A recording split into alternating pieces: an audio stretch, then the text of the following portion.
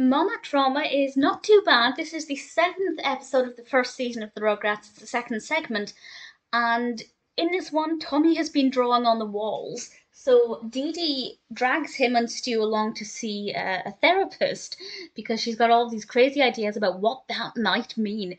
And while they're busy talking to the therapist, Tommy gets distracted and goes off on his own, and it's one of those stories where Tommy interacts with the adult world around him. And one of my favourite bits, just the way it was animated, is when he goes into an elevator and one of the buttons gets pressed, and just how that was done. I thought the timing of that was perfect.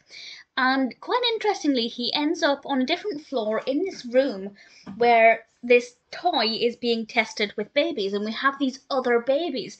And it's quite unusual. It does happen from time to time, but it's quite unusual for Rugrats to animate other babies outside of, Chucky, Phil, and Lil, and Dill eventually. Um, so I thought that was quite interesting to see the different styles of the babies. They had different hairs. The main one that Tommy approached, I feel kind of looked like Chucky. If Chucky had short hair and a slightly less square face. But that really fascinated me, the different animation styles, because it kind of gave me a glimpse into what the Rugrats characters might have looked like if they gave them slightly different, personalities and physical appearances. And there's a great message there. They're giving them this toy that's it's like a robot and it does different things, but the babies just love this ball that's in the middle of the robot's chest. It's meant to be like a button or launches something, and they just take this ball out and start bouncing it. And I love that they're saying that toys don't need to be complicated. They don't need to be full of gadgetry and tricks, because often the more simple things are the better, and I really love that message.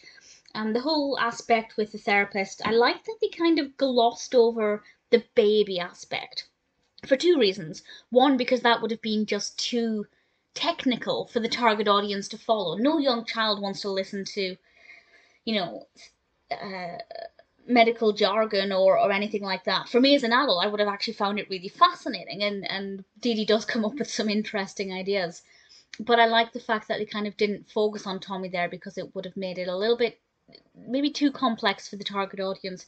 But it also helped to show that actually Tommy's fine. Children draw on walls. Get over it. Um, so I thought it was a pretty good episode. Not too bad. Very well animated. Really good pacing. Some really good adult characters, and as I said, I love the babies in this as well.